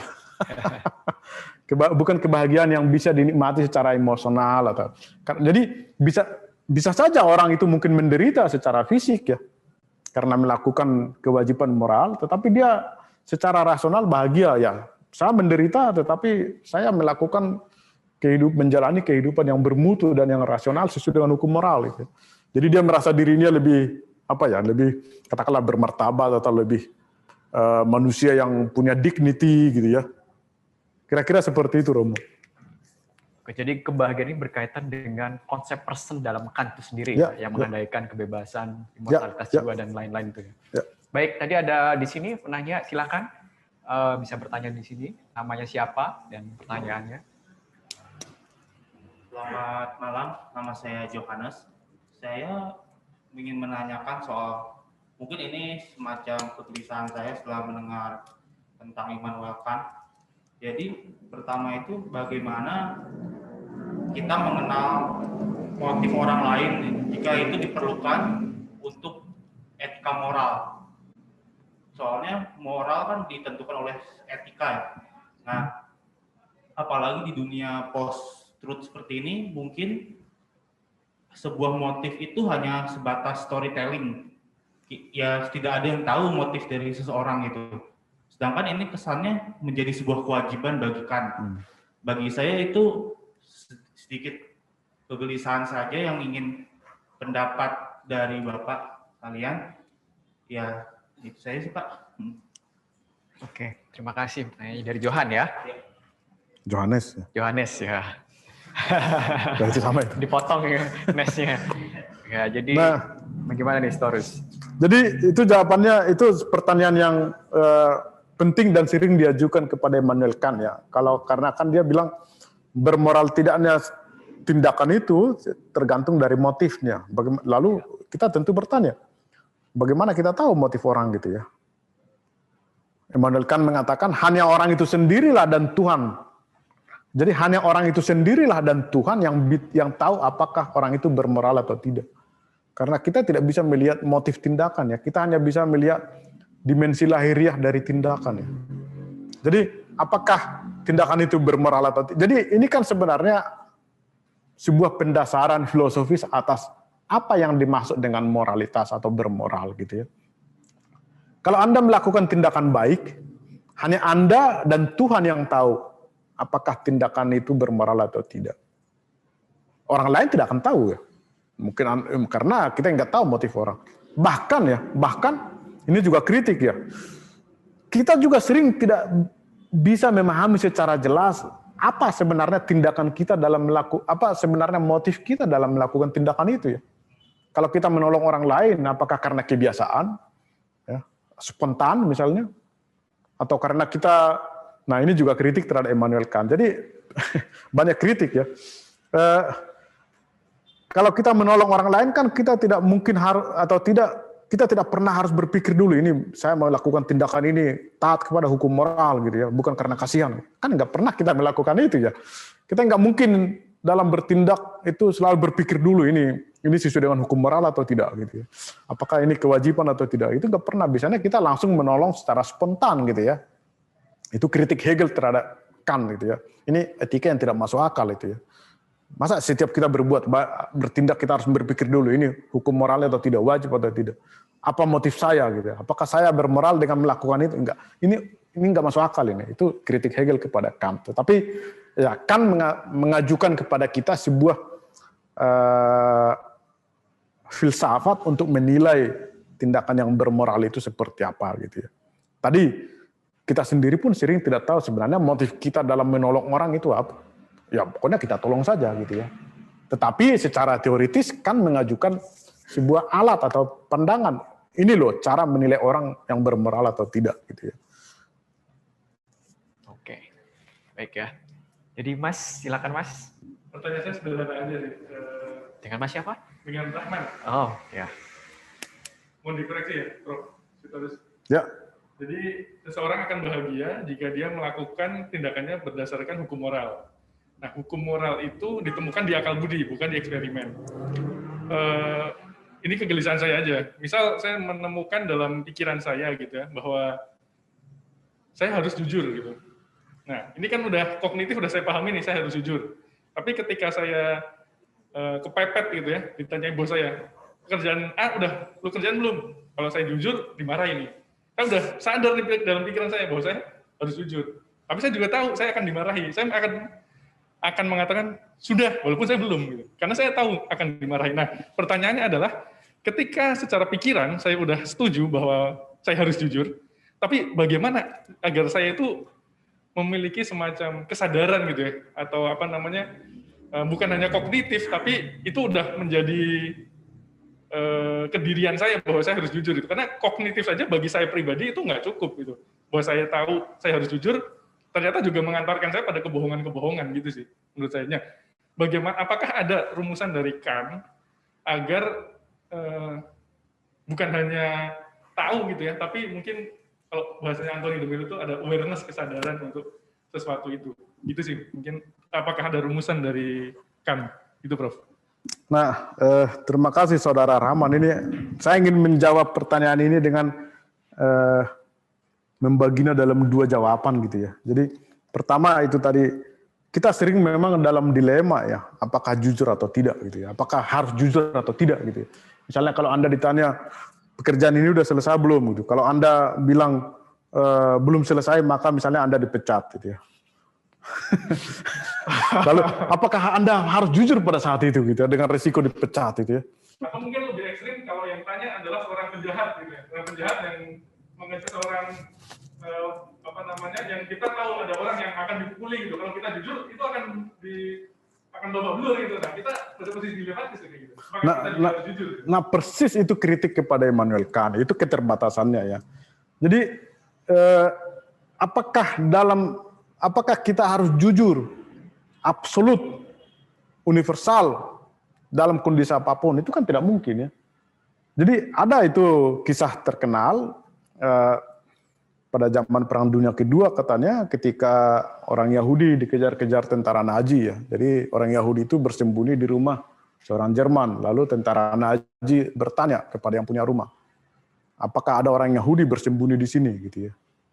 Kalau ada, dia akan ditarik, dimasukkan kamp konsentrasi, lalu dibunuh gitu ya. Nah, dalam kondisi seperti itu, apakah dia harus jujur itu? Orang yang punya rumah lalu bilang, oh ada itu orang Yahudi itu, silakan itu. Lalu orang itu akan mati. Itu kan tidak masuk akal ya. Itu kritik kepada etika Immanuel Kant yang sangat kaku ya, rigorus ya. Nah,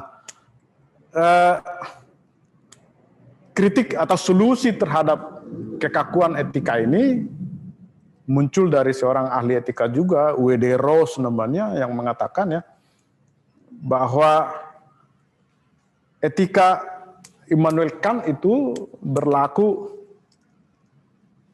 prima facie gitu ya, prima facie.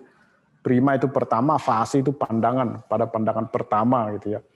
Jadi kewajiban itu hanya berlaku prima facie, artinya sejauh tidak ada kewajiban lain yang lebih penting yang harus diikuti. Kalau ada kewajiban lain yang lebih penting yang harus diikuti, maka kewajiban moral ini bisa ditunda dulu gitu ya. Misalnya kewajiban untuk jujur itu kalah dibandingkan kewajiban untuk menyelamatkan nyawa orang gitu ya. Jadi dalam kondisi seperti tadi itu kita wajib untuk jujur, untuk bohong demi menyelamatkan orang itu gitu ya. Nah, jadi itu kritik kepada Immanuel Kant yang etikanya kaku itu. Jadi kita boleh berbohong karena ada kewajiban yang lebih penting. Itu satu jawaban. Yang kedua, bisa juga dalam kondisi ketika tentara Nazi datang bertanya kepada yang punya rumah, apakah ada orang Yahudi bersembunyi di rumah? Bisa juga kita menjawabnya dengan mengatakan ini alternatif lain yang disodorkan oleh para ahli kan. Kita mengatakan kepada tentara Nazi itu, saya menolak untuk menjawab pertanyaanmu, gitu ya. Kita nggak berbohong itu, nggak melanggar hukum moral, tapi juga menyelamatkan orang yang bersembunyi di rumah. Jadi saya menolak untuk menjawab pertanyaan Anda, atau saya agak tertarik menjawab pertanyaan itu, gitu ya. Itu nggak melanggar hukum moral, tapi sekaligus kita menyelamatkan orang, gitu. Tapi kita ditonjok tuh, Bro. Ya itu masalah lain. Nah itu satu. Yang kedua, tadi mengenai kesadaran untuk akan kewajiban itu ya. Nah kalau kita membaca etika Immanuel Kant, memang itu membutuhkan apa itu ya, cultivation ya. Pengembangan, cultivation, Ya, pembudidayaan begitu. pembiasaan ya. Itu harus dibiasakan ya. Itu harus dibiasakan. Kita harus membiasakan diri untuk menaati hukum moral sehingga melakukan hukum moral itu menjadi bisa spontan gitu ya. Itu kalau kita tidak terbiasa jujur, ya, jujur itu sulit loh. Ya, kalau kita ditanya gitu ya, sesuatu itu kalau kita nggak terbiasa jujur, kita tidak bisa ini saya mau jujur apa enggak ini gitu ya. Mungkin Anda pernah mengalami itu, tapi saya sendiri pernah mengalami ini, jawaban ini harus dijawab dengan jujur atau tidak gitu ya. Itu kalau kita tidak terbiasa jujur ya. Tapi kalau kita terbiasa jujur, maka kita akan bisa semacam plong gitu ya, jawab saja jujur gitu ya. Tapi tentu dengan tadi itu, kalau sejauh tidak ada kewajiban lain yang bentrok dengan itu ya. Ya, terima kasih Sitorus. Kayaknya juga kita perlu mendengarkan pertanyaan-pertanyaan dari teman-teman filosofi underground di rumah nih. Ini ada satu pertanyaan dari Agustinus Noning. Itu kan mengatakan bahwa jika ingin bahagia, kita tidak perlu mengejarnya. Tadi kan kita tidak perlu kejar. Apakah ini membenarkan bahwa kebahagiaan itu adalah sesuatu yang bergantung padaku atau berkaitan dengan sesuatu di luar diriku? Nah, ini ada kaitan tadi dengan Stoa ya. Kalau demikian, bagaimana kan melihat kebahagiaan yang sekarang ini dicari orang tentang materi? Nah, artinya kebahagiaan yang tergantung aku. Jadi kita bisa bayangkan di sini. Jadi sebetulnya apa ini? Jadi itu tadi motif untuk melakukan hukum moral jangan untuk kebahagiaan itu ya. Jadi ibaratnya itu begini, kalau kita anggaplah hukum moral itu seperti jalan tol Jagorawi gitu ya. Ya. Kalau kita menempuh jalan tol Jagorawi dari mulai Cawang terus gitu ya, maka tanpa kita inginkan pun, tanpa kita kehendaki, kita akan sampai ke Ciawi kan? Hukum moral juga begitu. Kalau kita melakukan hukum moral, ya, kalau kita melakukan hukum moral, sekalipun kita tidak inginkan, maka kita akan bahagia. Itu seperti itu dia. Jadi di sini juga udah banyak yang tertawa nih. Susah dipahami kebahagiaan kan ini ya. Jadi, tapi tujuan kita menelusuri jalan tol Jagorawi bukan agar pergi ke Ciawi, bukan. Pokoknya telusuri saja. Lakukan saja hukum moral, maka Anda akan bahagia. Tapi jangan Anda melakukan hukum moral demi kebahagiaan. Itu tidak bermoral, itu heteronomi. Betul. Jadi kebahagiaan itu bukan sebagai tujuan, tapi sebagai konsekuensi nantinya yang mengikuti ya. Yang juga tidak bisa diharapkan, sebab kalau kita berharap diam-diam itu pamrih ya. Jadi ini sebuah etika yang memang sangat terlalu rasional ya. Jadi kebahagiaan itu semacam implikasi saja gitu ya. Dari keutamaan artinya kesadaran untuk melakukan hukum moral. Seperti tadi orang menelusuri Jagorawi, entah diinginkan atau tidak, pasti ke Ciawi nyampe gitu ya. Tidak mungkin sampai ke Bogor atau ke mana gitu. Oke. Semoga nanti itu jawaban yang bisa memuaskan. Jadi materi itu juga tidak ada hubungannya dengan kebahagiaan itu ya. Karena itu juga sebenarnya tanpa Kant pun kita bisa menjawab itu ya, karena popularitas, materi atau apapun itu sebenarnya hanya instrumen yang diharapkan bisa memberikan kebahagiaan, bukan tujuan itu sendiri, itu kan instrumen saja. Masalahnya adalah banyak orang berhenti pada instrumen, berharap kebahagiaannya ada di situ, padahal itu hanya alat itu ya. Ya, dari Mas Arief Sanjaya, menurut Bapak, siapakah yang menjadi pusat kebahagiaan dari Kant? Nah, jadi siapa? Oh, ini siapakah atau apa sebetulnya? Siapakah yang menjadi pusat kebahagiaan dari Kant? Dan apakah konsep kebahagiaan ala Kant ini mungkin diaplikasikan dalam dunia nyata? Jadi yang pertama, itu mungkin apa sih inti kebahagiaan atau pusat kebahagiaan Kant? Dan yang kedua ini, itu bisa nggak dipraktekkan dalam kehidupan sehari-hari? Nah, tentu yang pusatnya adalah siapakah menjadi pusat kebahagiaan dari Kant? Ya tentu subjek atau orang itu sendiri yang berbahagia. Itu artinya bagaimana kita bisa, karena kita menaati hukum moral, lalu kita merasa kehidupan yang berbahagia atau kita layak berbahagia. Dan apakah konsep kebahagiaan ala Kant itu mungkin diaplikasikan dalam dunia nyata? Menurut saya sangat mungkin. Sangat mungkin artinya, atau kalau kita mau menaati hukum moral saja. Jadi sekarang misalnya begitu banyak godaan di sekitar kita ya.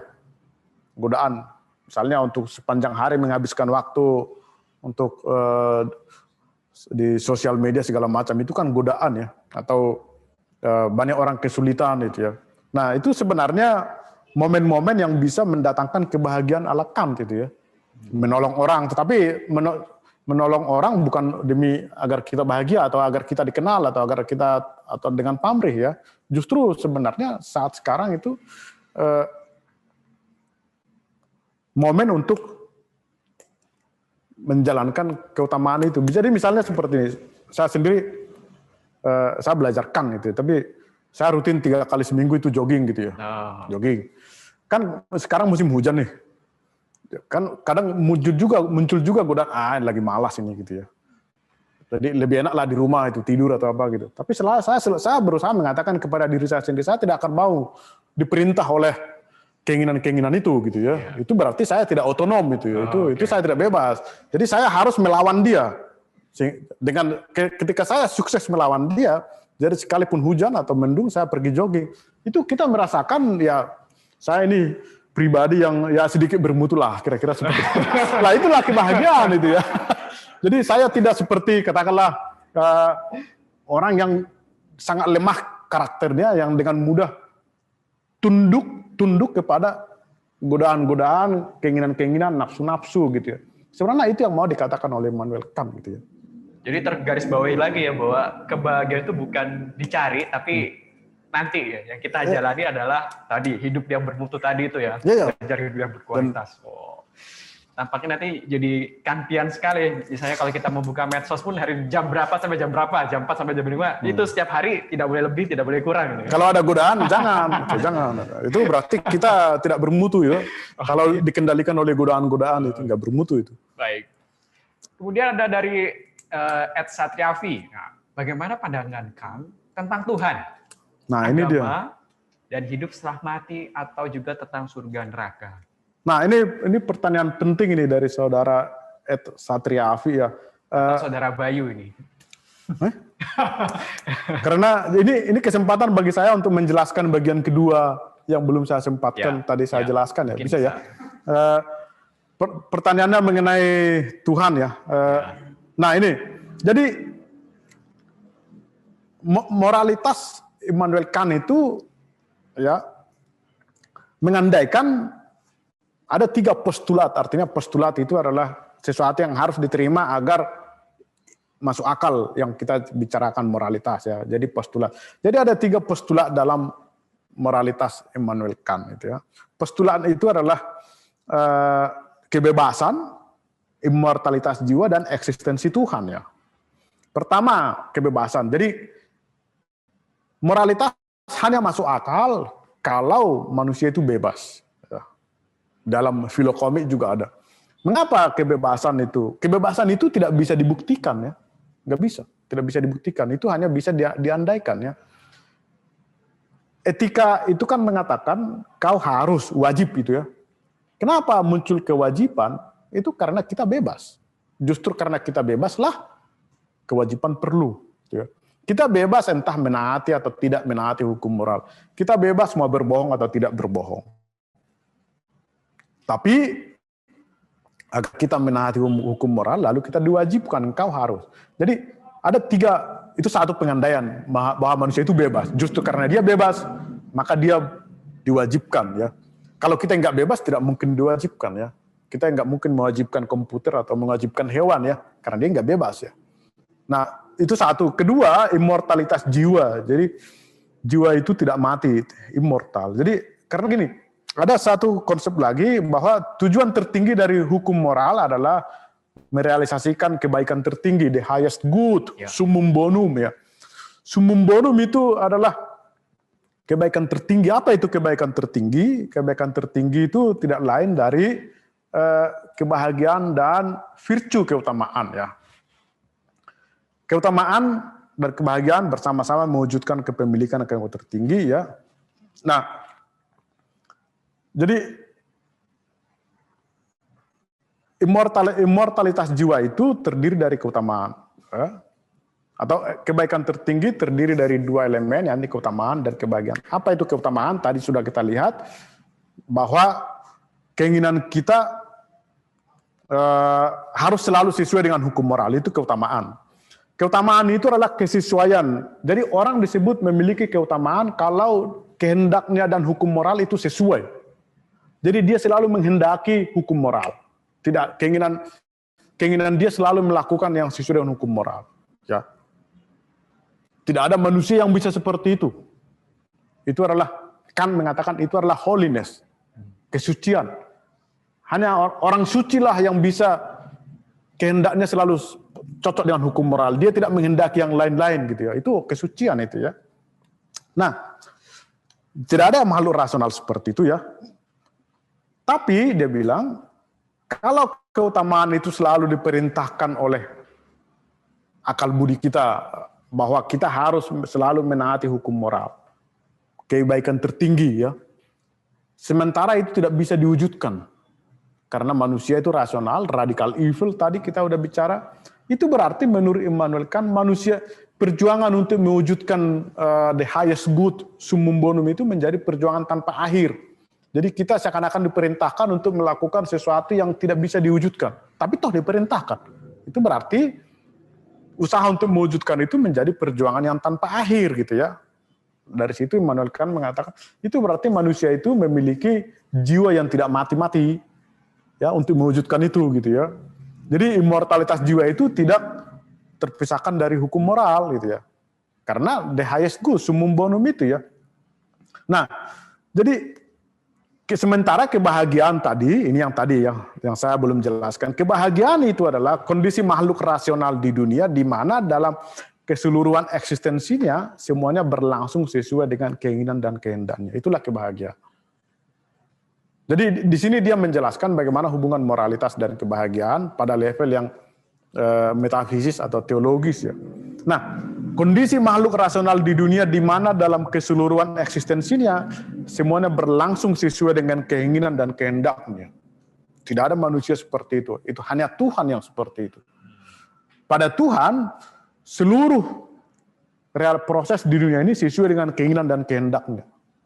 Kita kan tidak bisa realitas di alam semesta ini sesuai dengan keinginan dan kehendak kita. Ya, itu hanya Tuhan yang bisa seperti itu. Tetapi justru itulah yang diandaikan dalam moralitas. Kebahagiaan yang dalam arti seperti itu. Artinya, kalau orang melakukan moralitas, yakni tadi itu summum bonum itu, kebaikan tertinggi, maka dia akan mengalami kebahagiaan dalam definisi seperti itu, ya. Artinya di mana semuanya berlangsung sesuai dengan kehendak dan keinginannya, itu tidak lain dari realitas Tuhan itu sendiri gitu ya. Karena hanya pada Tuhanlah di mana alam semesta ini berlangsung sesuai dengan keinginan dan kehendaknya. Dan itulah yang justru diandaikan dalam moralitas, dipostulatkan.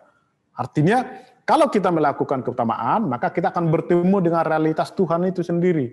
Dalam arti kita bahagia di mana keinginan kita sesuai dengan kehendak kita dan seluruhnya berpadu dalam kesempurnaan itu gitu ya. Jadi untuk menjawab pertanyaan tadi, pada Immanuel Kant itu Tuhan itu menjadi postulat ya, pengendalian agar moralitas masuk akal. Karena tentu kalau jiwa kita mati atau kalau kehidupan kita di dunia ini kita mati lalu tidak ada apa-apa, lalu moralitas seperti tidak masuk akal ya. Anda mati, saudara Julius ini orang baik-baik, dia mati misalnya, lalu di sana ada orang yang jahat yang mati juga, lalu buat apa berbuat baik gitu ya? Sama-sama aja. Nah, jadi tapi moralitas itu menjadi masuk akal kalau itu diandaikan tadi itu ada Tuhan di situ, kita akan bertemu dengan realitas Tuhan dalam arti kebahagiaan seperti itu. Lalu ada juga kebebasan, lalu ada juga immortalitas jiwa. Jadi itu jawaban untuk tadi itu ya, bahwa kebebasan, immortalitas jiwa dan Tuhan itu diandaikan agar moralitas masuk akal gitu ya, dipostulatkan. Oke, kita coba tampaknya banyak sekali nih yang bertanya malam hari ini, Bung Sitorus. Oke, dari Bernadetta Setio Venanti, bagaimana kan melihat dan menyikapi hal-hal yang tidak terduga yang berada di luar kendali manusia? Luar kontrolnya dia, mungkin ya kayak pandemi ini kan di luar kontrol. Terus bagaimana kan menyikapi agar... Bagaimana kan melihat dan menyikapi hal-hal yang tak terduga yang berada di luar kendali manusia ya? Ya sejauh bertolak dari manusia ya, tentu ini dalam hal moralitas ya. Ya manusia hanya bisa bertindak ya sesuai dengan hukum moral. Artinya kalau itu di luar, ini pertanyaan agak sulit dipahami ya. Artinya bagaimana kita harus menyikapi hal-hal yang berada di luar kendali kita ya, itu sejauh saya tahu kan tidak menjawab pertanyaan seperti itu, tetapi dia tetap akan sesuai dengan kritisisme filsafat yang bertolak dari rasio, dia akan tentu bertanya mengenai secara rasional mengenai apa yang tidak terduga itu ya. Artinya ya bagaimana itu terjadi, atau kalau dia mau merumuskan sikap terhadap hal itu, dia akan lebih dulu memikirkan sikap, kalau saya mengambil sikap ini seperti apa, kalau sikapnya seperti ini seperti apa gitu. Immanuel Kant itu filsuf yang selalu bertanya mengenai syarat-syarat kemungkinan ya, the condition of possibility, the condition of possibility of morality, the condition of possibility of knowledge, the condition of possibility of semua hal gitu ya, selalu itu. Nah, menyikapi hal-hal itu pun selalu harus dengan seperti itu ya. Ya. Kalau dia menyebutkan contohnya, tentu lebih enak menjawabnya ya, kalau pertanyaan itu. Ya, jadi berkaitan dengan syarat-syarat kemungkinan ya. Dan itu juga menjadi syarat-syarat kemungkinan kita untuk apakah kita harus meneruskan diskusi pada malam hari ini atau tidak. Karena sebetulnya masih banyak pertanyaan-pertanyaan, tapi perlu kita batasi dengan syarat-syarat kemungkinan tadi, apakah kita masih masuk akal untuk membicarakan diskusi pada malam hari ini. Jadi kita perlu akhiri sesi pada malam hari ini. Kita berikan apresiasi pada Bung Sitorus yang sudah memberikan paparan yang menarik tentang kebahagiaan.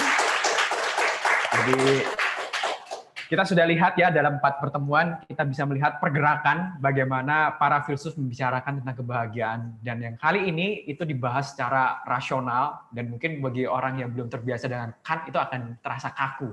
Tapi tidak apa-apa, kita masih punya bahasan untuk pekan berikutnya, yaitu bahagia yang pesimis.